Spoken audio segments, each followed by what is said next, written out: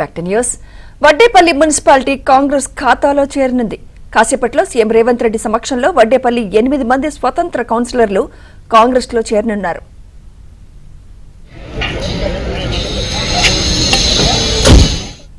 మరి కాసేపట్లో మంత్రులతో సీఎం రేవంత్ రెడ్డి సమావేశం కానున్నారు.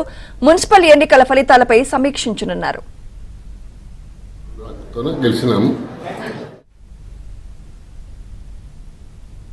ఇదే అంశంపై మరింత సమాచారం మా ప్రతినిధి సిద్ధార్థ్ అందిస్తారు. సిద్ధార్థ్.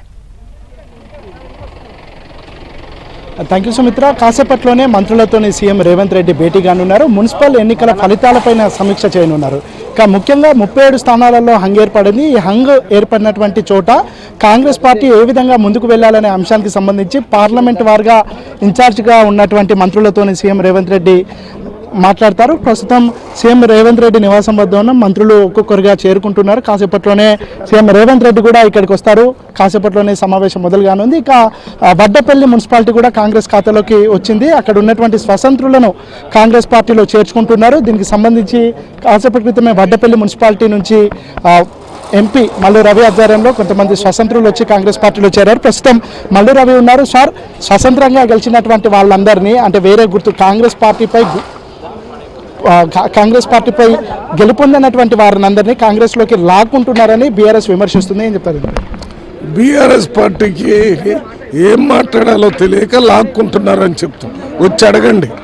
ఈ వడ్డేపల్లిలో గెలిచినటువంటి ఫార్వర్డ్ బ్లాక్ నుంచి గెలిచిన స్వతంత్ర అభ్యర్థులు వాళ్ళు కాంగ్రెస్ పార్టీలో చేరాలని స్వచ్ఛందంగా వచ్చారు.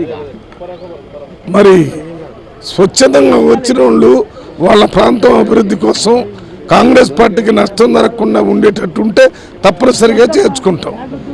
ఆ వడ్డేపల్లి అనేది నాగర్ కర్నూలు పార్లమెంట్ కాన్స్టిట్యున్సీ అలంపూర్లో ఒక మున్సిపాలిటీ. మరి వారు శ్రీనివాస్ గారని చాలా సీనియర్ నాయకుడు, ప్రజానాయకుడు, ఆయన మెజార్టీతో గెలిపించుకున్నాడు. వాళ్ళందరూ ఇప్పుడు కాంగ్రెస్ పార్టీలో చేరడానికి వస్తున్నారు. మొత్తానికైతే మిగతా స్థానాలపై కూడా అంటే హంగ్ ఎక్కడైతే ఏర్పడిందో ఆయా స్థానాలలో ఆయా మున్సిపాలిటీలలో అక్కడ ఉన్నటువంటి స్వతంత్రులను కానీ కాంగ్రెస్ నుంచి రెబల్స్గా పోటీ చేసినటువంటి వాళ్ళని కానీ వాళ్ళను నచ్చజెప్పే ప్రయత్నం చేస్తున్నారు. మొత్తానికైతే తాము అనుకున్నటువంటి 90% టార్గెట్ను ఖచ్చితంగా రీచ్ అవుతామని హస్తం నేతలు చెప్తా ఉన్నారు. ఇక మరి కాసేపట్లోనే సీఎం రేవంత్ రెడ్డి రానున్నారు. సీఎం రేవంత్ రెడ్డి వచ్చిన తర్వాత మంత్రులతోని సమీక్షా సమావేశం నిర్వహిస్తారు. కాంగ్రెస్ పార్టీ హంగ్ ఉన్న దగ్గర ఏ విధంగా ముందుకు వెళ్ళాలనే అంశానికి సంబంధించి ఒక కీలకమైన నిర్ణయాన్ని తీసుకునే అవకాశం ఉంది. Right, thank you Siddharth.